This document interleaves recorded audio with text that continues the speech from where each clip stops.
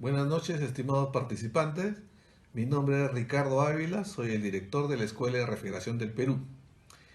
Este día nos convoca una excelente charla que será llevada a cabo por el ingeniero Manuel Azaguanche. Estrategias del aire acondicionado contra el COVID-19. Una excelente disertación tan necesaria ahora en estos tiempos del coronavirus. Entonces, inmediatamente cedo la palabra al ingeniero Manuel Azaguanche. Gracias, Ricardo. Estimados señores, buenas tardes. Es muy grato para mí poder comunicarme con ustedes a través de este medio y en esta oportunidad tratar el tema aire acondicionado, estrategias contra el COVID-19. La presentación va a estar enmarcada dentro de 4 puntos importantes. Una estrategia frente al COVID-19. Hablaremos de los virus, de su estructura y cómo es que estos contagian. Como un tercer punto, hablaremos de una estrategia a aplicar desde el punto de vista de los sistemas de aire acondicionado y finalmente daremos algunas conclusiones y recomendaciones. Como sabemos, actualmente el mundo está paralizado. Las personas están aisladas. Hay muchos contagiados. Los sistemas de salud pública están colapsando. Las personas están muriendo. Es un virus nuevo. Es un virus invisible, entre comillas. Se contagia entre humanos y por contacto. No hay vacunas. Tenemos que regresar a trabajar. ¿Cómo hacemos para evitar contagiarnos? Mientras no se descubra la vacuna, ¿cómo nos defendemos? ¿Qué estrategias podemos plantear? ¿Quiénes participan?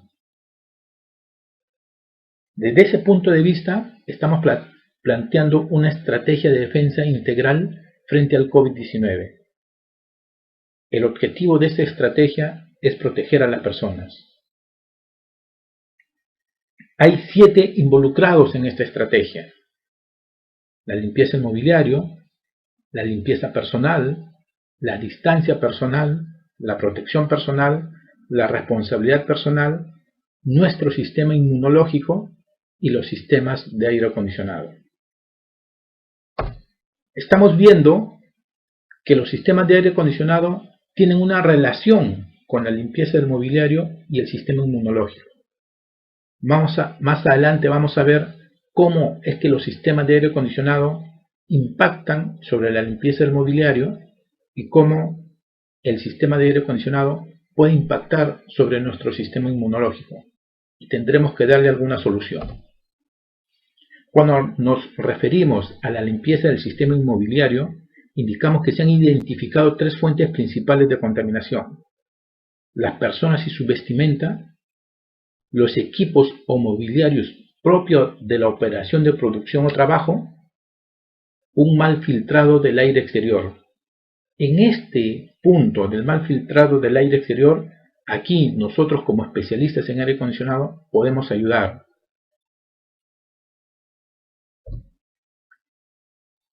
Sabemos, ya hablando de la limpieza personal, que nos han recomendado el lavado de manos, limpieza de calzado, haremos uso de desinfectantes, hay unos tapetes desinfectantes, y algo más moderno para la limpieza del calzado es el uso de luces ultravioleta. Se ha descubierto que el alcohol deteriora las espigas proteínicas periféricas del virus, evitando que éstas se adhieran a nuestras células. Asimismo, el jabón ataca la parte exterior lípida grasosa del virus. Estas 2 acciones no matan al virus, pero lo inactivan y son parte importante para evitar su propagación. Cuando hablamos de distancia personal, nos referimos a mantener una cierta distancia entre trabajador y trabajador. Aquí vemos 2 figuras donde en la primera el distanciamiento entre personas es inadecuado. Todos están ahí hacinados, mientras que en la otra figura hay un distanciamiento correcto.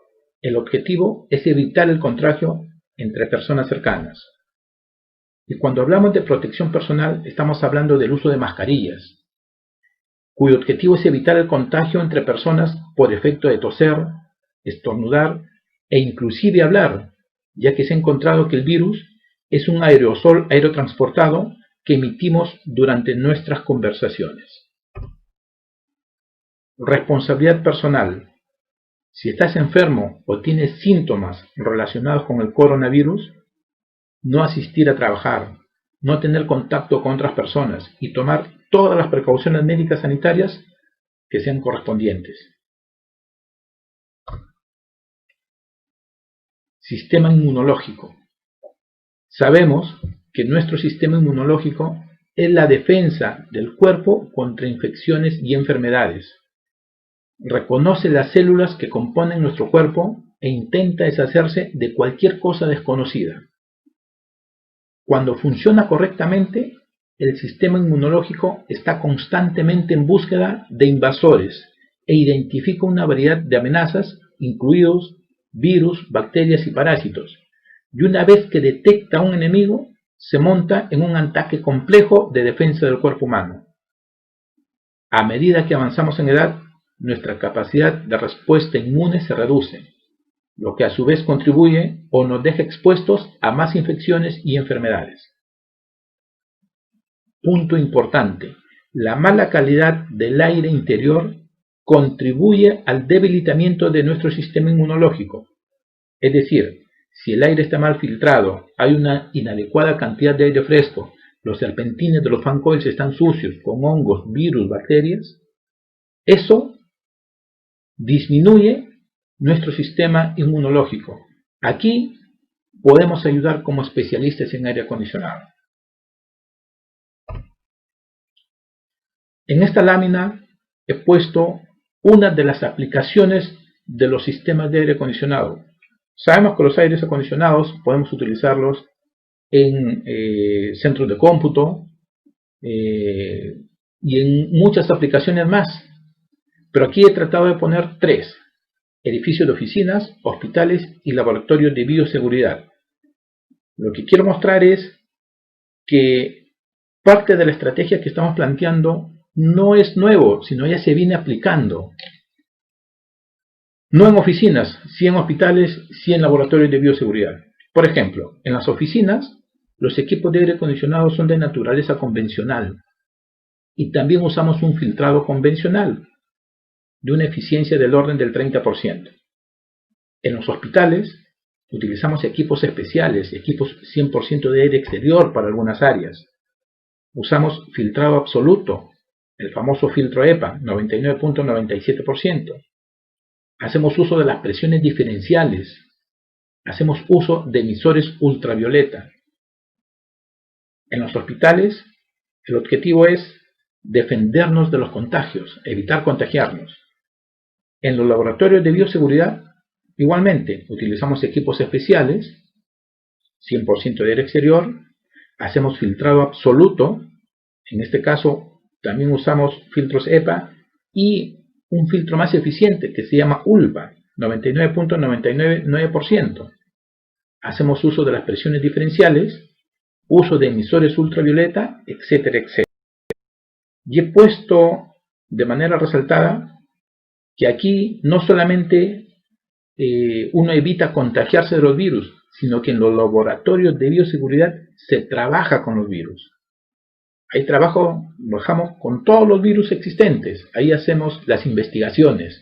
Entonces, los materiales que se usan son adecuados para protegernos. Ahora, la idea es tomar esta experiencia de los laboratorios de bioseguridad y hospitales y trasladarlas a los edificios de oficinas o edificios de viviendas residenciales. ¿Qué es un virus? Un virus es una partícula infecciosa que se reproduce al apoderarse de una célula hospedera y utiliza su maquinaria para crear más virus. Un virus se compone de un genoma de ADN o ARN en el interior de una cubierta proteínica llamada cápside. Algunos virus tienen una envoltura de membrana externa.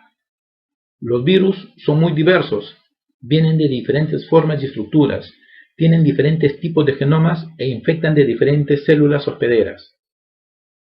Los virus se reproducen al infectar sus células hospederas y reprogramarlas para convertirlas en fábricas productoras de virus. Hemos hablado o hemos escuchado hablar de los virus y las bacterias. ¿Qué diferencia hay entre ellos? Aunque ambos nos pueden enfermar, las bacterias y los virus son muy diferentes a nivel biológico. Las bacterias son pequeñas y de una sola célula, pero son organismos vivos que no dependen de una célula hospedera para reproducirse. Debido a estas diferencias, las infecciones bacterianas y las infecciones de los virus se tratan de forma muy diferente. Por ejemplo, los antibióticos solamente son beneficiosos contra las bacterias, no contra los virus. Las bacterias son mucho más grandes que los virus. En la figura ustedes pueden ver la bacteria de tuberculosis pegada a un pulmón y por el otro lado el coronavirus, que es mucho más pequeño. ¿Cuál es la estructura básica de un virus? En el mundo hay muchos virus diferentes, los cuales varían en sus tamaños, formas, ciclos de vida, entre comillas. Sin embargo, los virus tienen algunas características en común. Tienen un genoma, un cápside y una envoltura. Un genoma de ácido nucleico, ADN o ARN, dentro de la cápside. La cápside es la cubierta que protege al genoma. Y algo que protege a la cápside es una envoltura. No todos los virus tienen esta envoltura. Entonces, recordemos, tenemos una envoltura externa, que en algunos casos es grasosa. Luego hay una cápside que protege al genoma. Estos tres elementos conforman un virus. Por lo menos.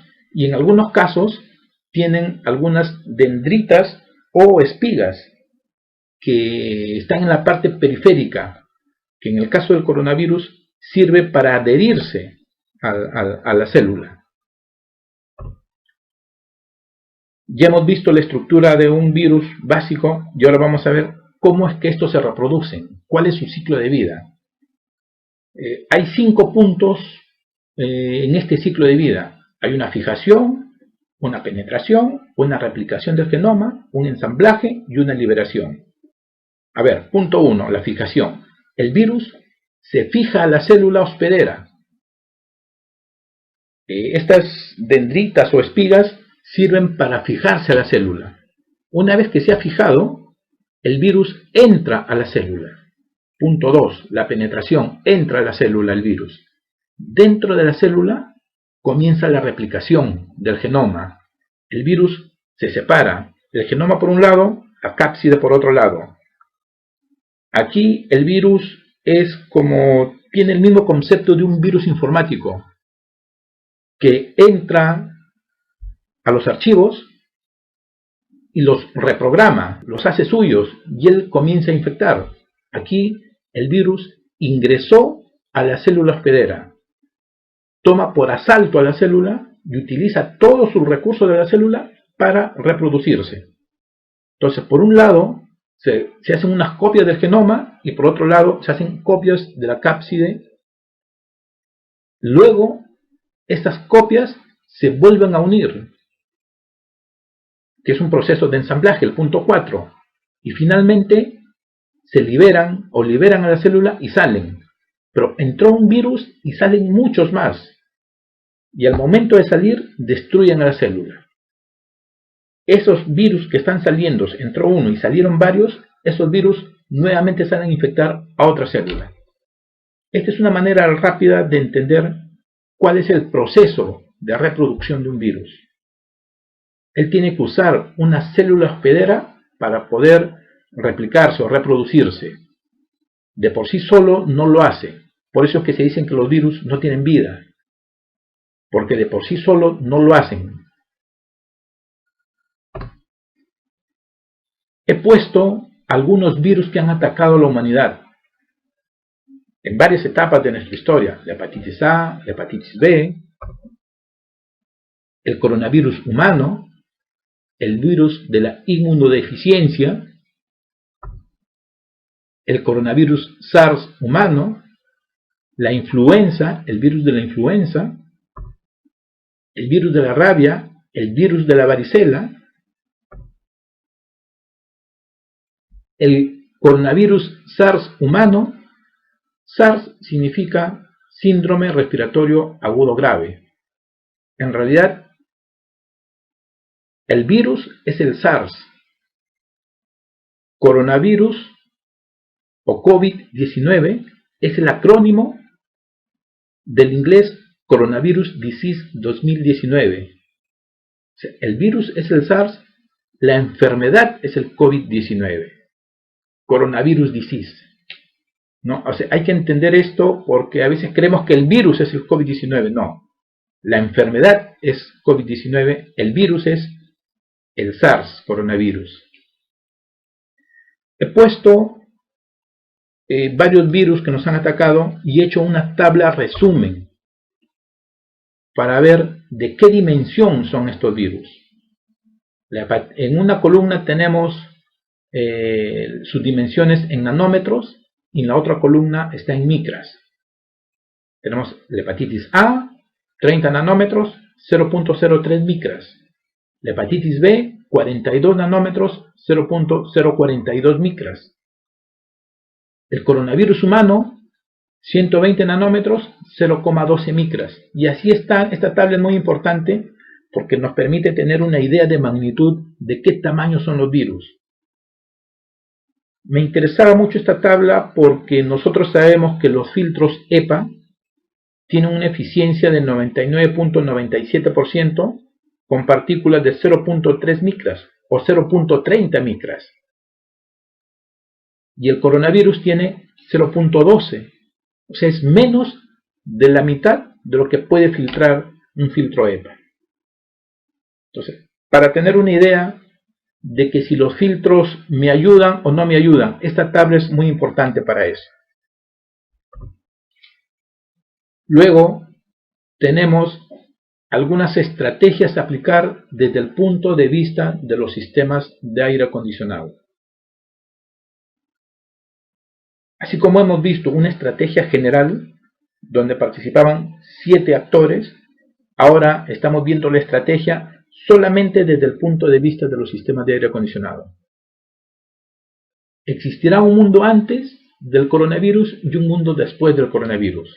Eso definitivamente es así.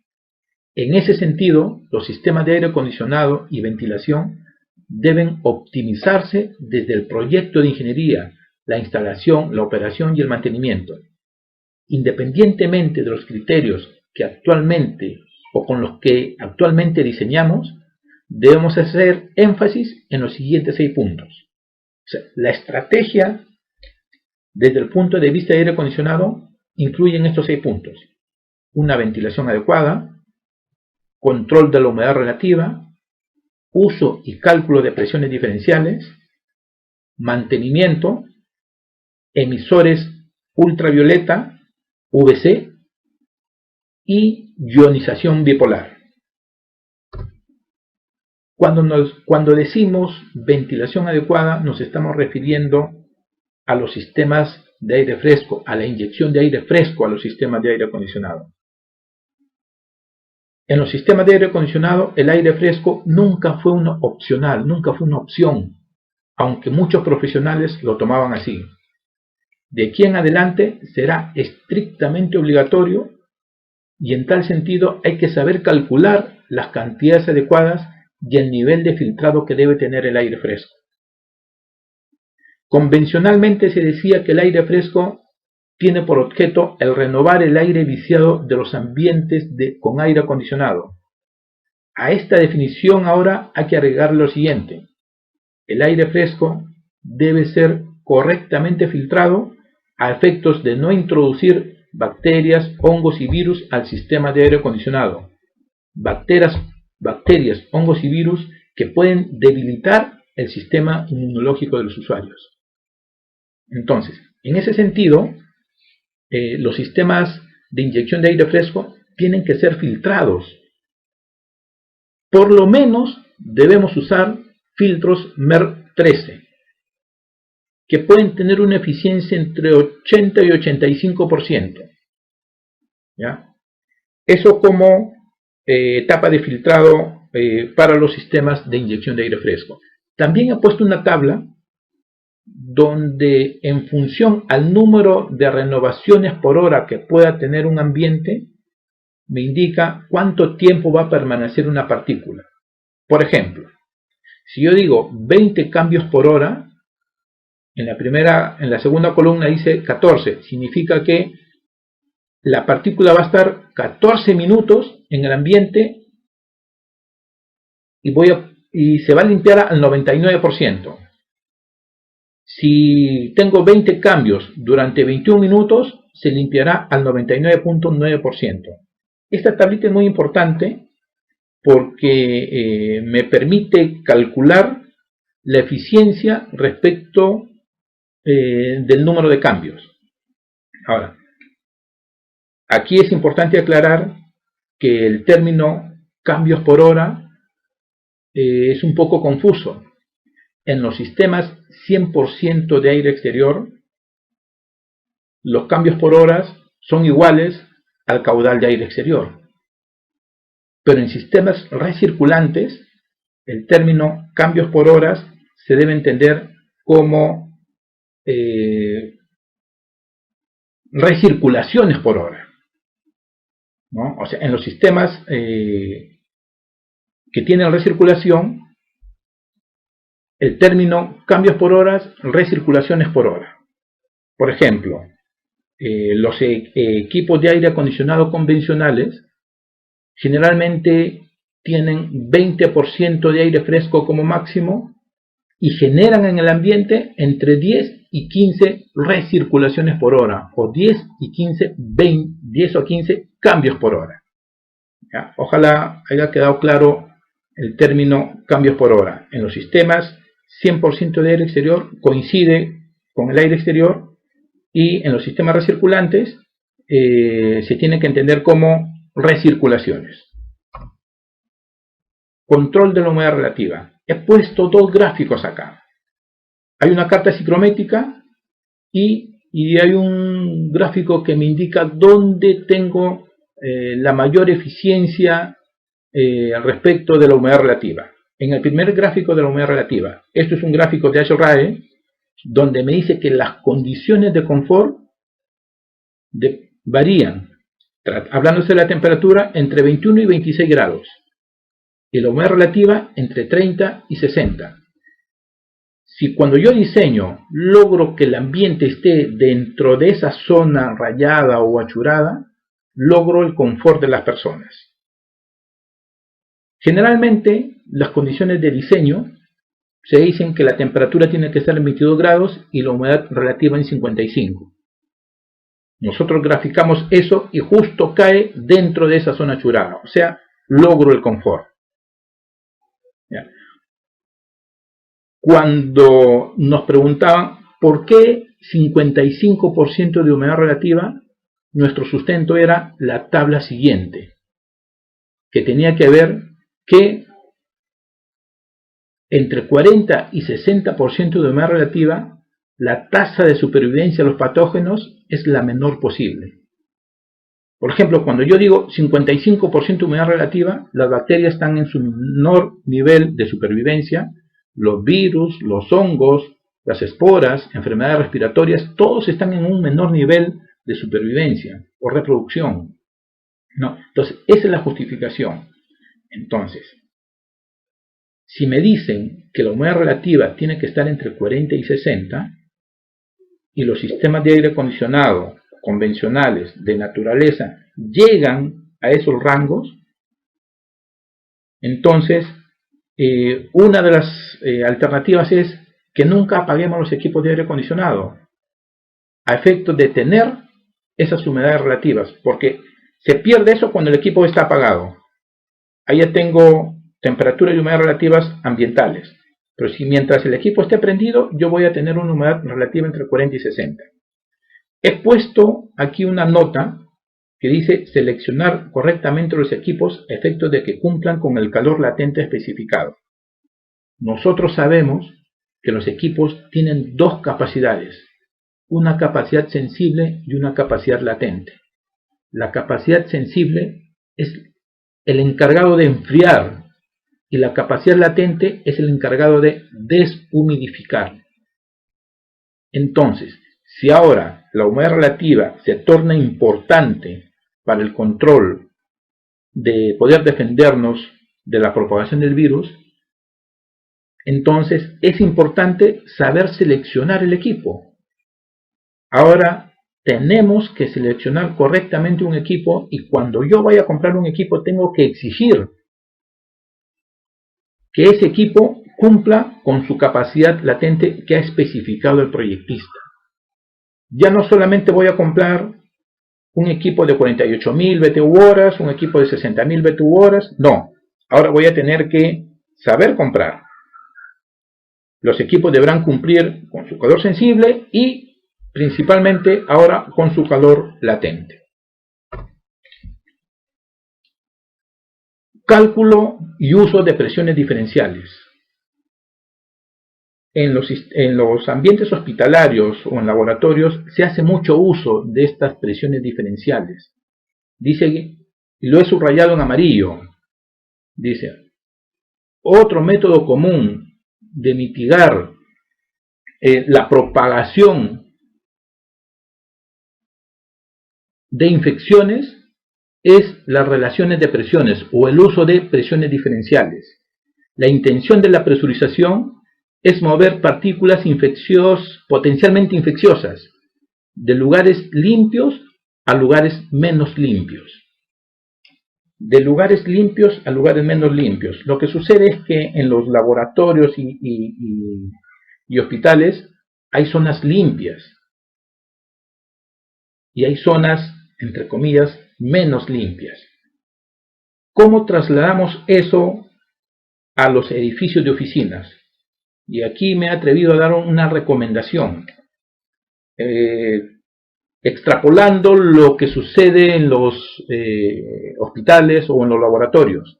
Entonces yo digo que en los edificios de oficinas, los pasadizos o corredores comunes deben actuar como áreas semilimpias y estar en presión negativa respecto de las oficinas propiamente dichas, que serán las áreas limpias. Es decir, las oficinas con presión negativa y los corredores o pasillos con presión negativa. Eso implica que el aire nunca va a entrar a las oficinas, siempre estará saliendo. O sea, el aire sucio del corredor no entrará a las oficinas y el corredor en presión negativa siempre tengo que estarlo extrayendo. Entonces, ¿qué implica eso? En los diseños, considerar corredor, presión negativa, oficinas propiamente dicho, presión positiva. Para nosotros, como ingenieros, eso implica aprender a calcular los caudales que me logren esa diferencial de presión.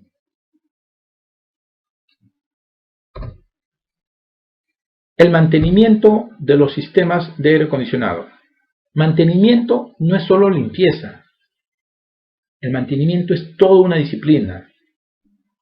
Nosotros indicamos que el mantenimiento de los sistemas de aire acondicionado se torna imprescindible en estos tiempos de coronavirus, no solamente para prolongar la vida útil de los equipos, sino que un adecuado mantenimiento ayuda al no deterioro de nuestro sistema inmunológico.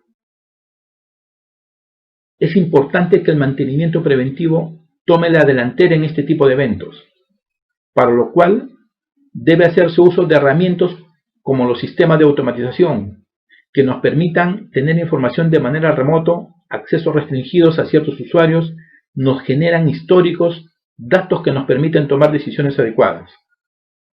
Es importante que los sistemas o que los especialistas en mantenimiento generen de cada uno de los equipos a los cuales hacen mantenimiento su bitácora correspondiente, pero con datos reales de campo, no datos que a veces se llenan en oficina, ¿no? Entonces ya es un tema serio el mantenimiento. Han habido casos donde supuestamente ya se había pasado su etapa de mantenimiento y uno revisa los equipos y los encuentra totalmente sucios. Hay que ser un poco más serios en estos temas ahora porque hay vidas en juego, ¿no? Entonces el mantenimiento se torna un punto muy importante dentro de esta estrategia de los sistemas de aire acondicionado contra el coronavirus. También es importante hacer uso de emisores ultravioleta. He copiado unas láminas de ASHRAE, las figuras, donde indica la ubicación de las luces ultravioleta, están en azul, y he tratado de resaltar los sistemas de seguridad. Veo ahí en la figura un candadito que representa la seguridad de las lámparas ultravioleta. Cualquiera no puede tener acceso a esas lámparas, tiene que ser por personal especializado. Recordemos que las lámparas ultravioleta, cuando impactan directamente sobre las personas, les hacen daño, ¿no? Entonces hay que tener cuidado. ASHRAE lo indica en sus gráficos. Hay que tener sumo cuidado con el uso de estas lámparas. Como estas lámparas están instaladas dentro de los equipos, no hay forma de que esas lámparas irradien directamente a las personas. Por eso que están en un lugar seguro. Pero se tiene que tomar todas las previsiones para que cualquiera no tenga acceso, no solo personal especializado. Acá en esta lámina presento el el espectro electromagnético, donde podemos ver que la luz ultravioleta tiene una longitud de onda entre 100 y 400 nanómetros. Y hay luz ultravioleta A, B y C. La que sirve como luz ultravioleta es el que está en el rango C. Por eso es que ponemos como título emisores ultravioleta VC, porque está en el rango C. Tiene una longitud de onda comprendida entre 200 y 280. ¿No? Entre 200 y 280.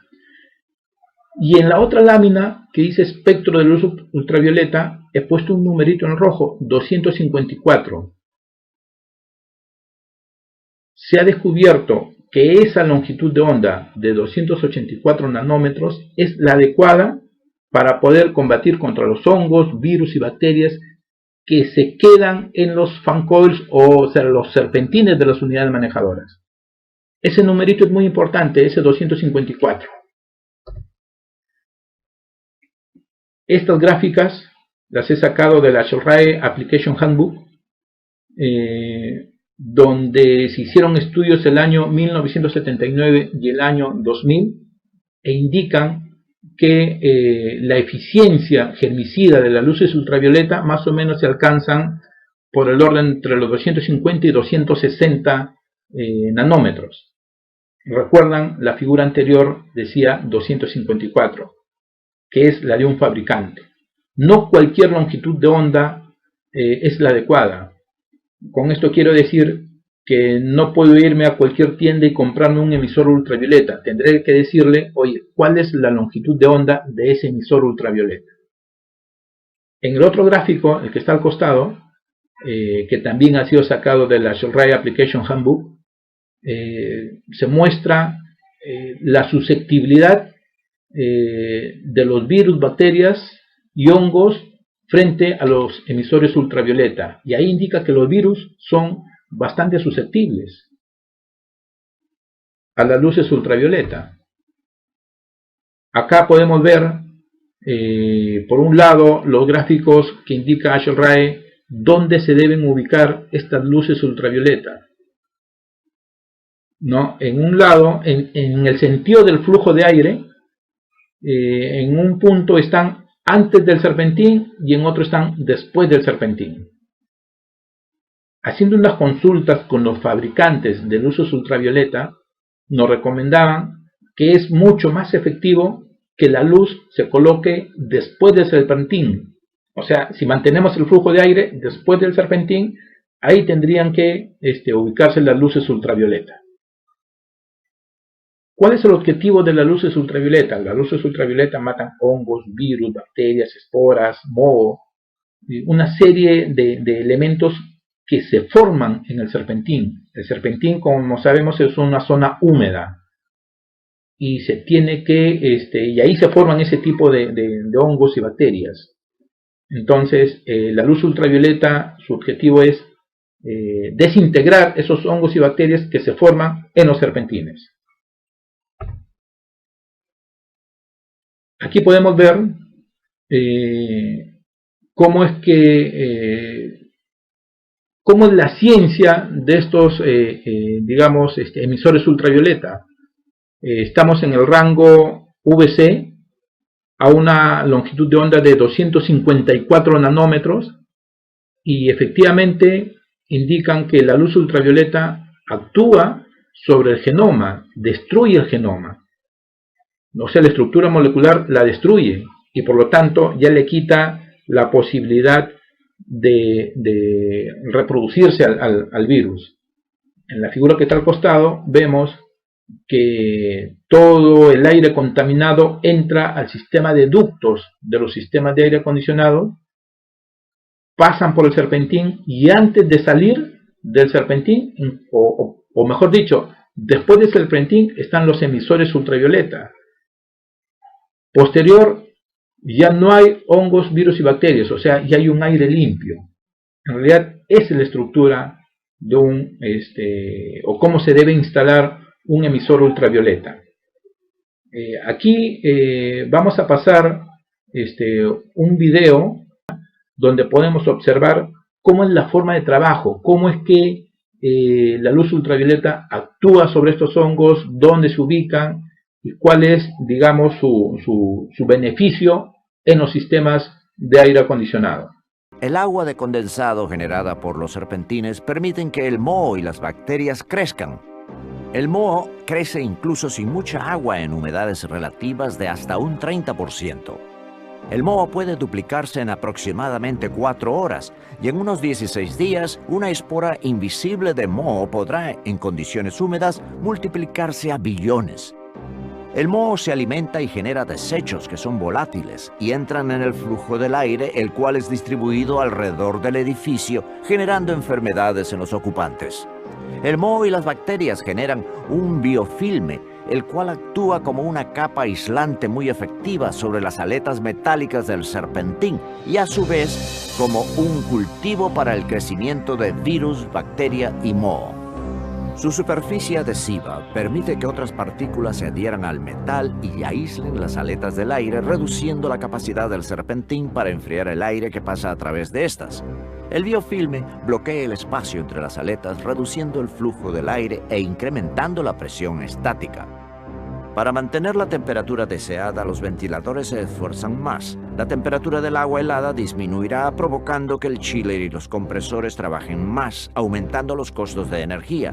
Asimismo, las bacterias que entran al edificio y los virus que se liberan son distribuidos por el aire acondicionado en todo el edificio.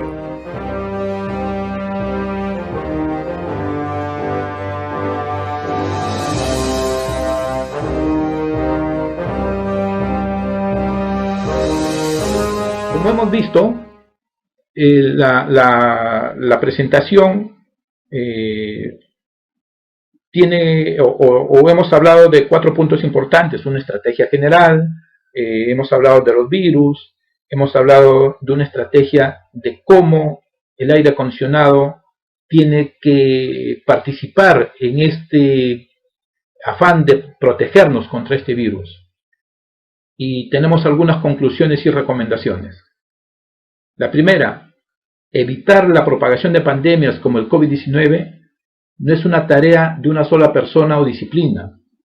Todos estamos involucrados: proyectistas, constructores, supervisores, administradores de edificios, usuarios, personal de mantenimiento y propietarios, para lo cual se debe tener como objetivo principal la salud y en función a esto generar las estrategias respectivas.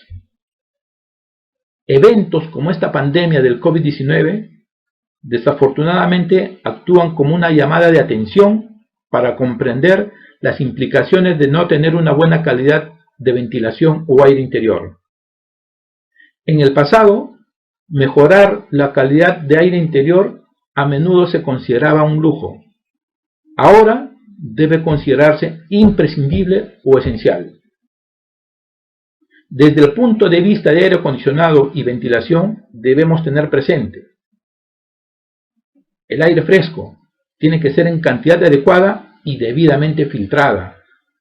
Para calcular las cantidades adecuadas de aire fresco, por favor revisar la norma ASHRAE 62.1. La humedad relativa tiene que ser controlada, tiene que estar entre 40 y 60, 55 sería ideal, para lo cual tenemos que seleccionar correctamente los equipos de aire acondicionado, incidir mucho en la capacidad latente del equipo de aire acondicionado. Presiones diferenciales. Los ingenieros tenemos que aprender a calcularlas y a usarlas. Ya no como antes, que decíamos con un 10 o 15% logro una presión diferencial. Existen fórmulas para calcular los caudales que permitan mantener una presión diferencial adecuada. Existen esas fórmulas, por favor, hay que investigar, hay que usarlas. Mantenimiento. Hay que seguir un plan anual riguroso de mantenimiento. Ya no solamente ir, pasar trapito o limpiar un equipo. Ya tenemos que hacer un mantenimiento más efectivo. Los emisores UV. Su aplicación no es nueva, como hemos visto. Se utilizan en hospitales, en laboratorios de bioseguridad, y hay evidencia de su efectividad.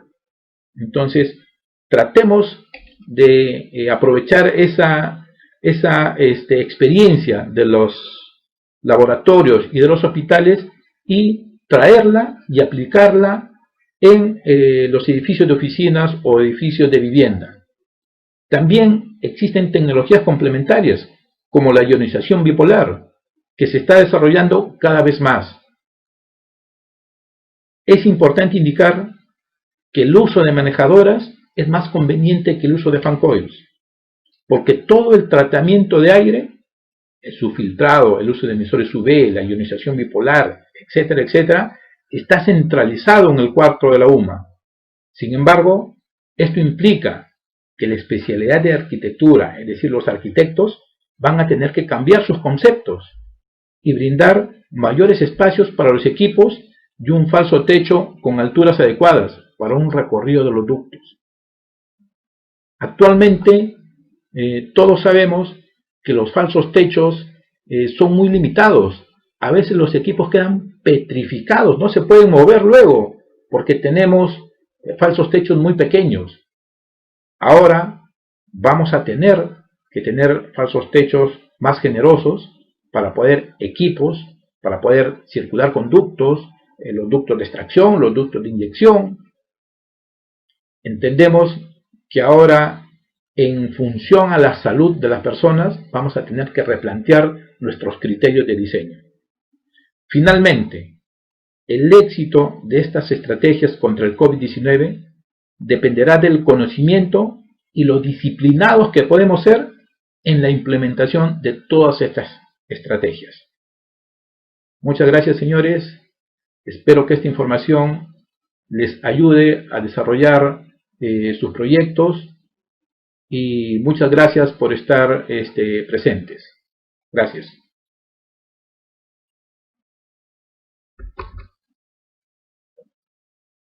Estimados participantes, los invito a que me acompañen en un aplauso virtual al ingeniero Manuel Azaguanche por tan brillante exposición. Esta charla resalta el papel del aire acondicionado, que hace años dejó de ser un lujo y pasó a ser una necesidad, no solamente en temas de confort térmico, sino también en temas de salud, como lo es la calidad de aire interior. Ok, estimados participantes, les agradezco su concurrencia. Los invito a que nos continúen siguiendo en las diferentes actividades académicas que estamos realizando. Muchísimas gracias. Buenas noches.